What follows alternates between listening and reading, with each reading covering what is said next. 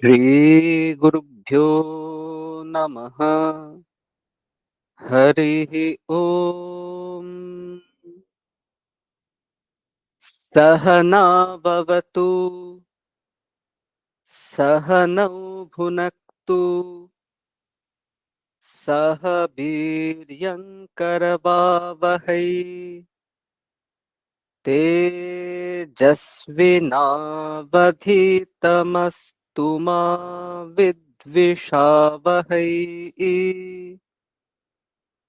ॐ शान्ति शान्ति शान्तिः। ॐ सहस्रशीर्षं देवं विश्वाक्षं विश्वशम्भुवम् विश्वन्नारायणं देवमक्षरं परमं पदम् विश्वतः परमान् नित्यं विश्वन्नारायणगं हरिम् विश्वमेवेदं पुरुषस्तद्विश्वमुपजीवति पतिं विश्वस्यात्मेश्वरगं शाश्वतगं शिवमच्युतम् नारायणं महाज्ञेयं विश्वात्मानं परायणम् नारायणपरो ज्योतिरात्मा नारायणः परः नारायणपरं ब्रह्म तत्त्वन्नारायणः परः नारायणपरो ध्याता ध्यानन्नारायणः परः यच्च किञ्चिज्जगत् सर्वं दृश्यते श्रूयतेऽपि वा अन्तर्बहिश्च तत्सर्वं व्याप्य नारायणस्थितः अनन्तमव्ययं कविगं समुद्रेऽन्तं विश्वशम्भुवम् पद्मकोशप्रतीकाशगं हृदयं चाप्यधोमुखम् अधो निष्ट्यावितस्त्यान्ते नाभ्यामुपरि तिष्ठति ज्वालमालाकुलं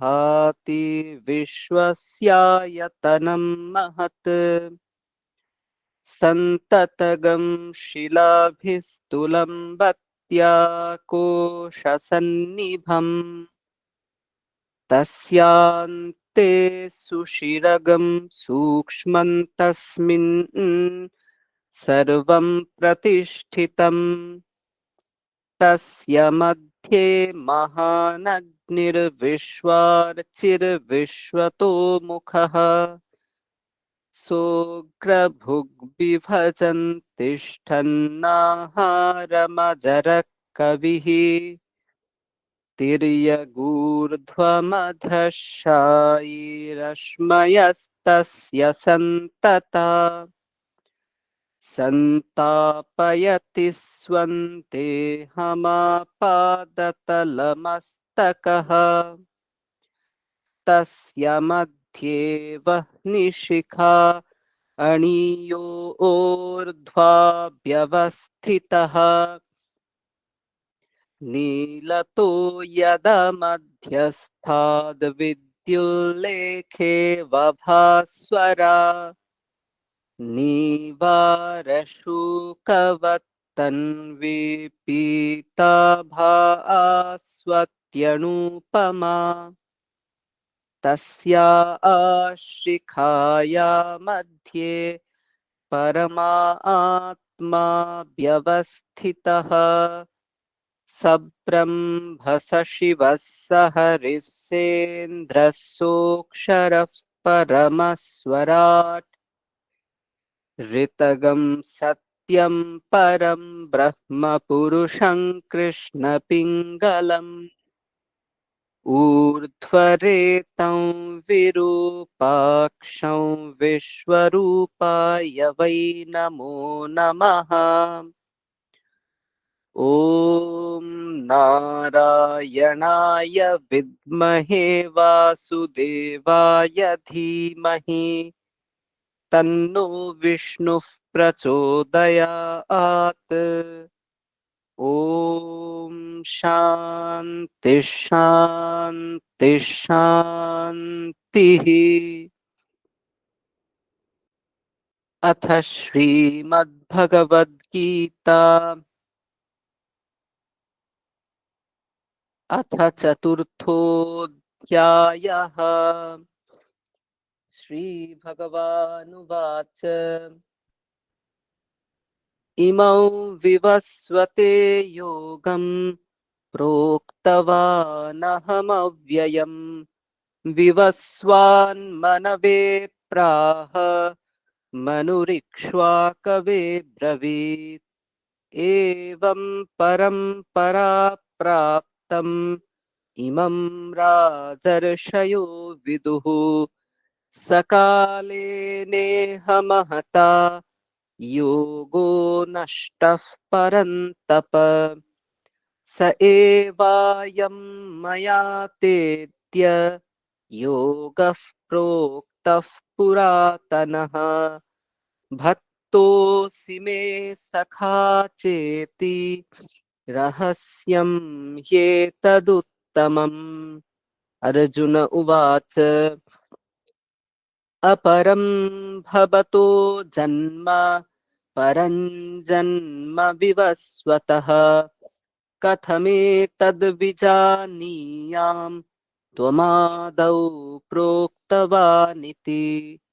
श्रीभगवानुवाच बहूनि मे व्यतीतानि जन्मानि तव चार्जुन तान्यहं वेद सर्वाणि न त्वं वेत्थ परन्तप अजोऽपि सन्नव्ययात्मा भूतानामीश्वरोऽपि सन् प्रकृतिं स्वामधिष्ठाय सम्भवाम्यात्ममायया यदा यदा हि धर्मस्य ग्लानिर्भवति भारत अभ्युत्थानमधर्मस्य तदात्मानं सृजाम्यहम् परित्राणाय साधूनां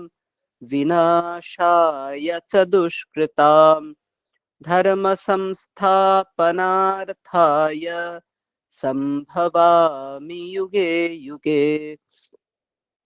जन्म कर्म च मे दिव्यम् एवं यो वेत्ति तत्त्वतः त्यक्त्वा देहं पुनर्जन्म नैति मामेति सोऽर्जुन वीतरागभयक्रोधा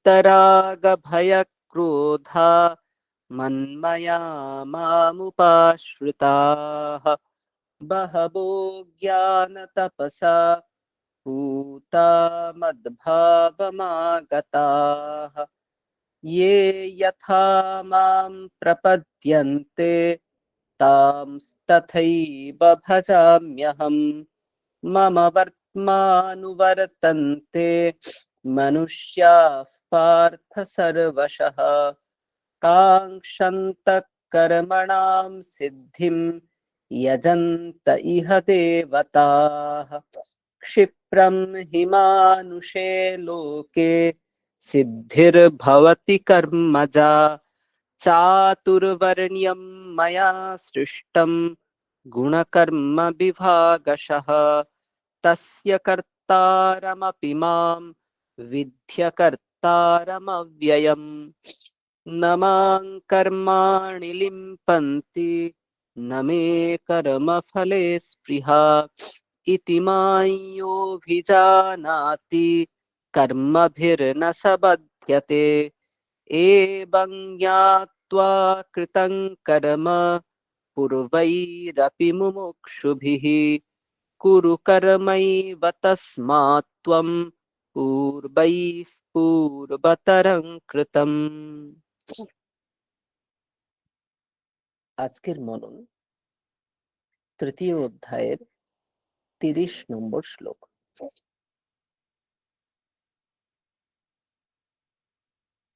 मयि सर्वाणि कर्माणि सन्न्यस्याध्यात्मचेतसा निराशीर्निर्ममो भूत्वा युध्यस्व विगतज्वरः। আবার পড়ছি, मयि सर्वाणि कर्माणि सन्न्यस्याध्यात्मचेतसा निराशीर्निर्ममो भूत्वा युध्यस्व विगतज्वरः।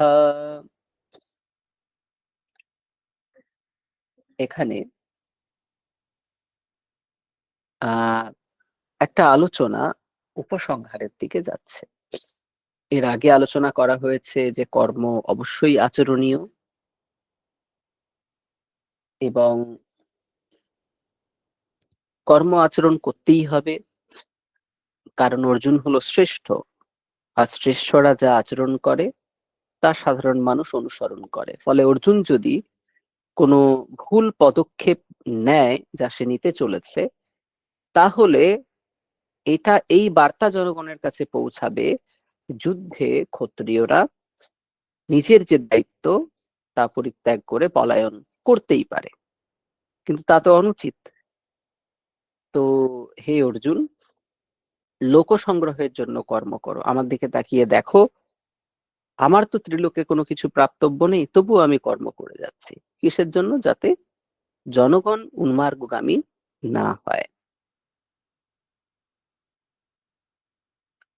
এই আলোচনার উপসংহারের দিকে এসে উনি এখন 2-3টে আরো শ্লোক বলবেন, ঠিক আছে, এবং তারপরে নতুন আলোচনা শুরু হবে।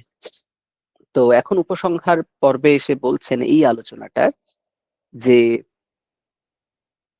সর্বাণি কর্মাণি ময়ি সন্ন্যস্য, যে হে অর্জুন, সর্বাণি কর্মাণি সমস্ত কর্ম, ময়ি সন্ন্যস্য আমাতে অর্থাৎ পরমেশ্বরে সমর্পণ করে, আধ্যাত্ম চেতসা নিরাশিঃ নির্মমঃ বিগতজ্বরঃ ভূত্বা যুধ্যস্ব।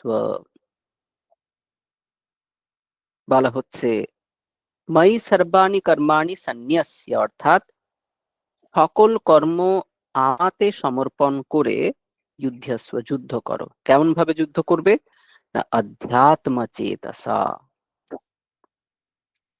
বিবেক বুদ্ধির দ্বারা, নিরাশিহি নিষ্কাম, নির্মমঃ মানে মমতাহীন হয়ে, এবং বিগতজ্বরঃ শোক শূন্য হয়ে যুদ্ধ করো। প্রত্যেকটাই খুব ইম্পর্টেন্ট, প্রত্যেকটাই খুব ইম্পর্টেন্ট। তো ধীরে ধীরে প্রত্যেকটা পয়েন্ট আমরা ধরার চেষ্টা করব, বোঝার চেষ্টা করব এই মননে। তো বলা হচ্ছে যে আমরা যে বলছিলাম যে নিষ্কাম কর্ম, মূলত এখানে বলছেন তুমি নিষ্কাম কর্ম করো। তো নিষ্কাম কর্ম করার জন্য আহ প্রথম যে স্টেপটা সেটা হচ্ছে আমি পরমেশ্বরের জন্য, মানে পরমেশ্বরে কর্মফল সমর্পণ করতে হয়, যে আমি পরমেশ্বরের জন্য কর্ম করছি, ঠিক আছে, এই কর্মফল পরমেশ্বরের চরণে সমর্পিত, এই মানসিকতাটা প্রথমে দরকার। এবং এই মানসিকতাটা এলে তখন কি হবে, যে আমি এই কর্ম ঈশ্বরের চরণে সমর্পণ করলাম, ঠিক আছে। এই বুদ্ধিটা খুব জরুরি। এটা এটা এটা খুব লজিক্যাল, আমি আলোচনায় বলছিলাম এটা খুব লজিক্যাল। কারণ একটা কর্ম যখন আমি আচরণ করব এই ভেবে যে এই কর্মের ফল আমার হোক, আমি এই কর্মের ফল চাই, তখন সেই কর্মের ফল হিসেবে যে সুখ সুখ আসবে বা দুঃখ আসবে, উভয়কেই আমাকে অ্যাকসেপ্ট করতে হবে। কিন্তু যদি আমার এই ডিজায়ারটাই না থাকে যে আমি ফলাভিসন্ধি আমার নেই, I am working for work's sake, আমি কাজের জন্যই কাজ করছি, এই কাজ ঈশ্বরের কাজ, এই কর্মের ফল ঈশ্বরের চরণে সমর্পিত, এইভাবে যদি আমি কাজ করি তাহলে ওই কর্মের ফল কিন্তু আমাকে স্পর্শ করে না। তো কেন? ওখান থেকে তো সুখ দুঃখ আসতে পারে, আসতে পারে, কিন্তু সেগুলো আমাকে স্পর্শ করবে না, কারণ আমি তার আহ ফল ঈশ্বরের চরণে সমর্পিত করেছি। যেমন ধরুন আমি একটা কাজ করছি, তাতে কেউ প্রশংসা করছে, তো আমি জানি এই প্রশংসা আমি, এর ফল আমি নিজের মধ্যে আনতে চাইছি না, আমি এটা ঈশ্বরে সমর্পণ করেছি। হ্যাঁ, কেউ প্রশংসা করছে, সেক্ষেত্রে আমি ধরে নিচ্ছি ব্যক্তি ভালো বলে আমাকে প্রশংসা করছেন, আমি তার যতটুকু সম্মান সেটা অবশ্যই আমি নিশ্চিত করছি, কিন্তু ওর দ্বারা আমি বিচলিত হচ্ছি না, ওই প্রশংসায় আমি উল্লসিত হচ্ছি না।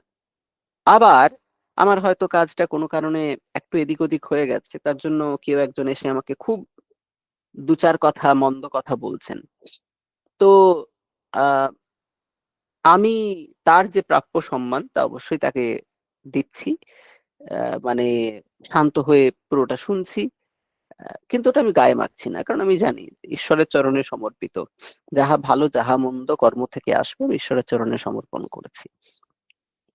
তো এর ফলে কি হয়, আমি কাজটা ঠিকঠাক করতে পারি, কিন্তু ওই কাজের পরে যে অ্যাংজাইটিটা আসে বা আহ, সুখ হলে তো কোনো অসুবিধা নেই, দুঃখ হলে যে একটা ব্রেকডাউন হয় ওটার থেকে বেঁচে যাওয়া যায়। তো এর ফলে যেটা হয় অনেকটা সময় বেঁচে যায়, মোদ্দা কথা অনেকটা সময় বেঁচে যায়। নিষ্কাম কর্মের সবচেয়ে বড় যদি কিছু প্রাপ্তি থাকে, একটা তো চিত্তশুদ্ধি, অবশ্যই মনটা শুদ্ধ হচ্ছে, দ্বিতীয় হচ্ছে সময় বেঁচে যায়। কারণ আমি যদি অধ্যাত্ম চিন্তা করতে যাই, তো অধ্যাত্ম চিন্তা করতে গেলে তার পথে অনেক বাধা আছে যেগুলো মনকে ডাইভার্ট করে, যেগুলো সময় আহ, নষ্ট করে দেয় আমাদের। নিষ্কাম কর্ম যেটা করে যে কর্মের সময় আমাকে এনগেজড রাখা হলো, আমি একদম এ গ্রেড কাজ করলাম, কিন্তু ওখানেই আমার শেষ, কি ফল আসছে না আসছে দেখছি না, তো সেটা ঈশ্বরের চরণে সমর্পিত, আমি পরের কাজের দিকে চলে যাচ্ছি। ফলে কি হচ্ছে, আমি অনেক কাজ করতে পারছি, কিন্তু ওই কাজের আউটকাম সেটা আমাকে ডিস্টার্ব করছে না। তো এটা একটা খুব ভালো ট্রিক, মানে এটা খুব লজিক্যালি সেট করে ব্যাপারটা, এই নিষ্কাম কর্মের ব্যাপারটা। ফলে মন অনেক শান্ত থাকে।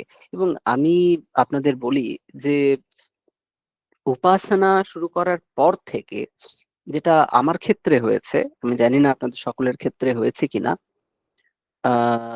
প্রচন্ড ভাবে মন আমার পজিটিভ থাকে, আমার যত নেতিবাচক চিন্তা আছে সেগুলো একদম প্রায় জিরোর জায়গাতে চলে এসেছে। যে আমি যে তার জন্য এক্সট্রা প্রচুর ধ্যান জপ ইত্যাদি করছি তা না, মানে আমি খুব যে সময় পাই তা না, কিন্তু উপাসনার কারণে আমি দেখছি যে এই যে একটা প্রত্যেকটা সকাল এই যে একটা সুন্দর ভাইব দিয়ে শুরু হচ্ছে, একটা সুন্দর চিন্তার মাধ্যমে শুরু হচ্ছে, তার অনুরণন সারা দিন থাকছে। আহ এবং আমি নেতিবাচক চিন্তার থেকে প্রায় মুক্ত এখন, আসেই না চিন্তা, মানে যেগুলোকে আমি আমি যেগুলোকে উচিত চিন্তা বলে মনে করি না, বা যেগুলোকে আমি যেগুলো আমার উৎকণ্ঠা বা মানে অ্যাংজাইটি বা আরো আননেসেসারি কিছু ভাবনা উৎপাদন করতো, যেগুলো ক্রোধ, যেগুলো নেতিবাচক, সেগুলোর থেকে আমি মোটামুটি মুক্তি পেয়েছি। তো বিষয় হচ্ছে যে নিষ্কাম কর্ম এটাও কিন্তু একটা মানে মানসিক আহ, শান্তির দিকে আপনাকে নিয়ে যাবে, মানে মন প্রচন্ড শান্ত থাকবে, আপনি একটা কাজ শেষ করে আরেকটা কাজ করতে পারবেন, কে ভালো বলল কে মন্দ বলল সে ঠাকুর দেখে নেবেন, হো হো কর্মফল ঠাকুরের চরণে সমর্পিত। তো এটার একটা অদ্ভুত একটা পজিটিভ ব্যাপার আছে, তাতে আপনার কাজ করতে সুবিধা হয়, আর ঈশ্বরের সাথেও একটা কানেকশন থেকে যায়। তার কারণ হচ্ছে আহ প্রত্যেকটা কর্মই যেন ঈশ্বরের পূজা হয়ে যায়, কারণ কর্মফল ঈশ্বরের চরণে সমর্পিত, আপনি নিশ্চয়ই কর্মটা তখন খারাপ ভাবে আচরণ করবেন না, যার ফল আপনি ঈশ্বরের চরণে সমর্পণ করেন। আপনি বাজার থেকে সব থেকে ভালো ফলটা কিনে এনেই ঠাকুরকে দেন, আপনি সব থেকে ভালো ফুলটা তুলেই ঈশ্বরের চরণে সমর্পণ করেন, ছেঁড়া ফাটা কাটা ফুল আপনি কিন্তু তোলেন না।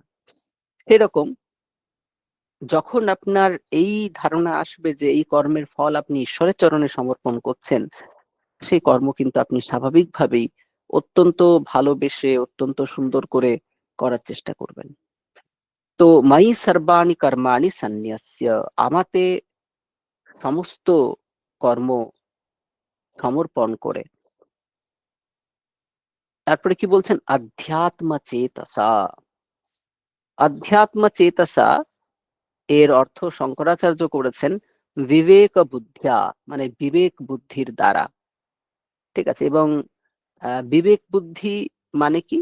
বিবেক মানে হচ্ছে পার্থক্য, বিবেক বুদ্ধি মানে পার্থক্য বুদ্ধি, পার্থক্য জ্ঞানের মাধ্যমে। তো এই যে সকাম কর্ম এবং নিষ্কাম কর্ম, আহ এই উভয়ের যে পার্থক্য বুদ্ধি, সেটা আহ, অনুভব করতে হবে।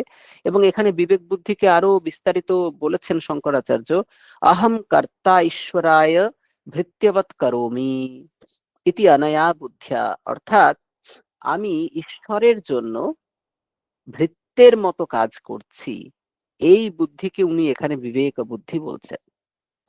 ঠিক আছে? অধ্যাত্ম চেতসা, এই অধ্যাত্ম বুদ্ধি, অধ্যাত্ম বুদ্ধি তার ডেফিনিশন উনি দিচ্ছেন যে আমি ঈশ্বরের জন্য ভৃত্যের মতো কাজ কাজ করছি, এই বুদ্ধি হচ্ছে বিবেক বুদ্ধি। আর কেমন? নিরাশীহি। নিরাশীহি মানে কি? আশীহি, নিরাশীহি, নিষ্কাম হয়ে।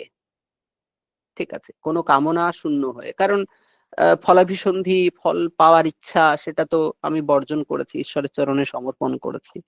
ফলে স্বাভাবিকভাবেই ওখানে নিরাশীহি। নির্মমঃ।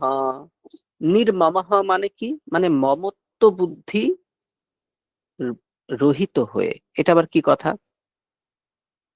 আমরা যাকে বলি মমতা, কম্প্যাশন, সেই অর্থ কিন্তু এখানে নেই। এখানে মমতা মানে হচ্ছে বিলঙ্গিংস, মানে এটা আমার, এটা আমার। দু ধরনের জ্ঞান হয়।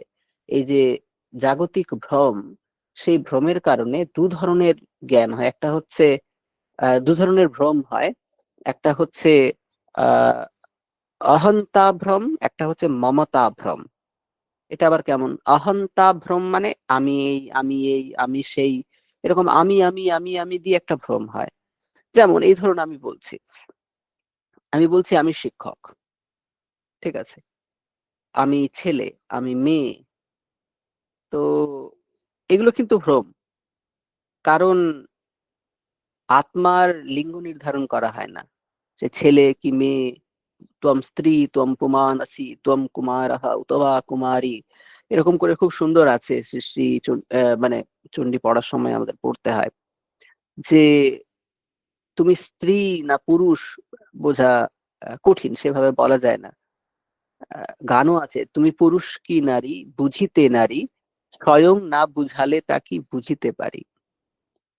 তো তার লিঙ্গ নির্ধারণ করা হয় না। এবং এই যে আমি শিক্ষক, এই যে শিক্ষকতা, শিক্ষকত্ব, এটাও আরোপিত আমার উপরে। আমি শুদ্ধ চৈতন্য। শিক্ষকতা মানে কি? যে পড়ায় সে শিক্ষক। এই পড়ানোর ক্রিয়াটা, এই ক্রিয়াটা কখনো আরোপ করা যায় না আত্মার উপরে। ঠিক আছে? এবং এই আরোপগুলো আছে বলেই কিন্তু আমরা কষ্ট পাই। ধরুন আমি একটা ক্লাসরুমে গেছি এবং কেউ আমাকে পাত্তা দিল না, উঠে দাঁড়ালো না, তখন আমার মনে কষ্ট হয়। বোধ হয় এরা আমাকে মানে শ্রদ্ধা করে না। তো আমি কিভাবে পড়াবো? মনে দুঃখ হয়। কারণ কি? আমি আমার উপরে শিক্ষকত্বের আরোপ করেছি, তাই এই দুঃখ। আমি শিক্ষিত বলে আমি নিজের উপরে একটা ধর্ম আরোপ করেছি, তাই কেউ যখন আমাকে বলে অশিক্ষিত কোথাকার, ছোট লোক কোথাকার, আমার মনে কষ্ট হয়। এ বাবা, আমাকে অশিক্ষিত বললো, এরকম বললো। তো বিষয় হচ্ছে যে অজস্র অজস্র আইডেন্টিটি আমরা নিয়ে বসে আছি। এই প্রত্যেকটা আইডেন্টিটি কিন্তু ইম্পোজড, সুপার ইম্পোজড, আরোপিত। এবং এই সুপার ইম্পোজিশন গুলোই, এই আরোপগুলোই কিন্তু আমাদের সমস্ত দুঃখ নিয়ে আসে। অর্থাৎ বাই ডিফল্ট যে আমি আত্মা, আমি নিত্য শুদ্ধ বুদ্ধ মুক্ত স্বরূপ, আমি আনন্দ স্বরূপ, ঠিক আছে, এই যে আমাদের প্রকৃত স্বরূপ, আমাদের যে ট্রু নেচার, ওটা ম্যানিফেস্টেড হয় না, প্রকাশিত হয় না, এই কারণেই যে আমরা অজস্র অজস্র আবরণ, চাদর নিজের ওপরে চাপিয়ে নিয়েছি। আমি কর্তা, আমি ভোক্তা, আমি শিক্ষক, আমি পুরুষ, আমি শিক্ষিত, আমি অশিক্ষিত, আমি দয়াশীল, আমি দানী, আমি জ্ঞানী, সমস্তই হচ্ছে আরোপ।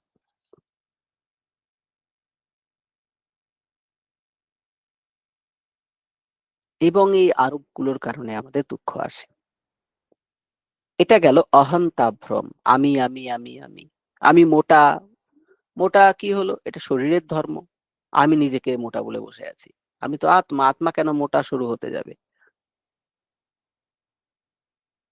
তারপরে বলছি আমি কানা। কানা তো চোখের ধর্ম, চক্ষুরিন্দ্রিয়ের ধর্ম, সে আমার ধর্ম কেন হতে যাবে?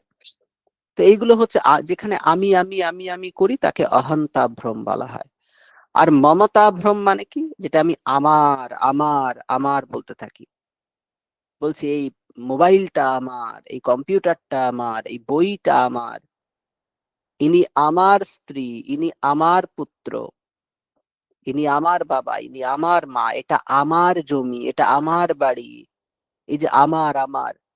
আত্মা নিঃসঙ্গ, তার কারোর সাথেই কোনো সম্পর্ক নেই। তাই এই এই সম্পর্ক যেগুলো আমরা বলছি আমার আমার করে, সব সম্পর্কই আরোপিত, কোনোটাই প্রকৃত সম্পর্ক নয়। কারণ আত্মার সাথে কারো সম্পর্ক বস্তুত পক্ষে নেই। তো এই জন্য বলা হচ্ছে যে তুমি আকাঙ্ক্ষা শূন্য হয়ে, নিরাশী নির্মমঃ, এই মমতা ভ্রম বর্জন করে, আর কেমন, বিগত জ্বরঃ, এই যে শোক তাপ রহিত হয়ে, শোক শূন্য হয়ে তুমি যুদ্ধ করো, শোক শূন্য হয়ে যুদ্ধ করো। শঙ্করাচার্য এখানে বলছেন বিগত জ্বরঃ, বিগত সন্তাপঃ, বিগত শোকঃ সন ইত্যর্থঃ। অর্থাৎ বিগত জ্বরঃ মানে সমস্ত সন্তাপ, সমস্ত শোক পরিত্যাগ করে তুমি যুদ্ধ করো, এটা তোমার করণীয়। আর তুমি যুদ্ধটা কিসের জন্য করছো? নিজের জন্য তো করছো না, তুমি তার ফল ঈশ্বরে সমর্পণ করেই করছো। এবং ঈশ্বরে ফল সমর্পণ খুব সাবধানে করতে হয়। আহ কারণ বলা হয় যে ঈশ্বরে আপনি যা সমর্পণ করবেন ওটা অ্যাম্প্লিফাইড হবে। যদি আপনি ঈশ্বরে ভালো ফল সমর্পণ করেন, ওটা অনেক অনেক ভালো হবে আর কি। আর যদি আপনি খারাপ কাজ করেন দিয়ে ঈশ্বরে সমর্পণ করেন, তো অনেকে মজা করে বলে ঈশ্বরে সমর্পণ করে একটু খুন খারাপি করলেও তো হয়, তাহলে কর্মফল আমাকে স্পর্শ করবে না, যা ব্যাপার স্যাপার ভগবান বুঝে নেবেন। তো বিষয় হচ্ছে না, সেটা করা যায় না, কারণ ঈশ্বরকে আমরা কখনো নিকৃষ্ট জিনিস দান করি না। ঈশ্বরের চরণে আমরা কোনো নিকৃষ্ট বিষয় দিই না। যে যিনি পরম প্রেমাস্পদ, যাকে আমরা ভালোবাসি, তাকে তো আমরা যেমন তেমন জিনিস দিতে পারি না, ঠিক আছে? তো এই হচ্ছে বিষয়। আর আমরা আহ, ওনার ওনার কাছে অবশ্যই, অবশ্য উনি অনেক আহ, মানে আমরা যেভাবে মনুষ্য বুদ্ধি দিয়ে যেভাবে ভাবি, আহ, উনি তার থেকে অনেক অনেক করুণাময়, অনেক অনেক কি বলবো, অনেক অনেক দয়া তার।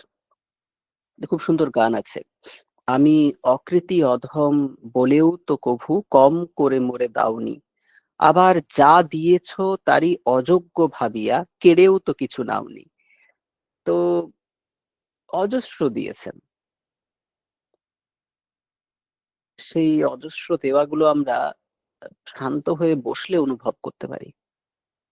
আমাদের না চাওয়ার লিস্টটা সামনে রেখে তখন আমরা বুঝতে পারি না ঈশ্বর আমাদের কি দিয়েছেন, কারণ আমাদের সামনে এটা নেই সেটা নেই, এটা দরকার সেটা দরকার চলতে থাকে। তো আমার কাছে কি আছে এটা যদি শান্ত হয়ে বোঝার চেষ্টা করি, কারোর সাথে কম্পেয়ার না করে, অনেক আছে আমাদের। তার জন্য আমরা সত্যি সত্যি ঈশ্বরের কাছে ঋণী যে তিনি এতটা আমাদের দিয়েছেন বলে। যেটা পাইনি সেটা তো পাওয়ার চেষ্টা করবোই, আমরা তো অলস নয়, নিরন্তর পরিশ্রম করে যাব। কিন্তু যেটুকু পেয়েছি তার জন্য আমরা কৃতজ্ঞ। সেন্স অফ গ্র্যাটিটিউড আমাদের থাকা উচিত। তো অর্জুনকে বলছেন যে অর্জুন তুমি শোক তাপ রহিত হয়ে যুদ্ধ করো, কারণ শোক তাপ কোথা থেকে আসবে? তুমি নিজের যে শাস্ত্র বিহিত কর্ম তা আচরণ করছো, কর্মফল ঈশ্বরকে দান করেছো, তোমার তো এখানে আর কিছু করার নেই। একাদশ অধ্যায়ে আরো ভালো কথা বলেছেন, একদম সোজাসুজি। মায়াই বাইতে নিহতা পূর্বমেবা নিমিত্ত মাত্রম ভবসব্যসাচিন। আরে তুমি যাদের দিকে তাকিয়ে আছো ওদেরকে আমি অলরেডি মেরে রেখেছি, তুমি নিমিত্তটুকু হও। ফলে তুমি ওদেরকে মারছো এটা কখনোই ভেবো না, আমি করে রেখেছি সমস্তটা, তুমি প্রবৃত্ত হও। তো বিষয়টা হচ্ছে যে এখানে উনি বলছেন যে তুমি এই যুদ্ধ যে করছো এটা নিষ্কাম ভাবে করো। এই যুদ্ধ করে তোমার জয় হবে কি পরাজয় হবে অত ভাবার দরকার নেই, সব কর্মফল ঈশ্বরে সমর্পণ করো। এই যুদ্ধ তোমার করণীয়, এই যুদ্ধ তুমি ডেকে আনোনি, এটা সমাপতিত। এবং সমাপতিত যুদ্ধে ক্ষত্রিয় বীর বিক্রমে যে যুদ্ধ করবে এটা স্বাভাবিক। এরকম আমাদের জীবনেও অজস্র যুদ্ধ এসে উপস্থিত হয়। আপনি নিজে সে যুদ্ধ ডেকে আনেননি, কিন্তু যুদ্ধ যদি এসে উপস্থিত হয় তাহলে আপনাকে একদম বীর বিক্রমে যুদ্ধ করতে হবে। তো আমরা করে থাকি, কোনো পরিবারের মানুষ অসুস্থ হলে আমরা একদম মানে আমাদের শেষ শক্তিটুকু সেখানে ক্ষয় করি তার তার সুস্থতার জন্য।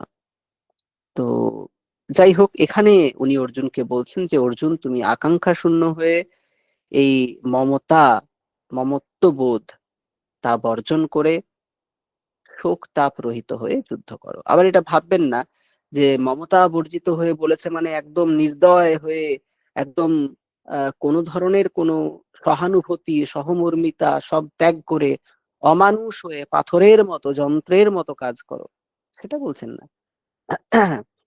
কারণ এই মমত্ব বুদ্ধি যেটা, মমত্ব বুদ্ধিটা অজ্ঞানের কারণে আসে। তাই অর্জুনকে বলা হচ্ছে যে তুমি তোমার মধ্যে যে ইনহেরেন্ট নলেজ আছে, জ্ঞান আছে, তাকে অনুভব করো এবং আহ, তুমি এই মমত্ব বুদ্ধি এটা আমার এটা আমার এই মমত্ব বুদ্ধি পরিত্যাগ করো।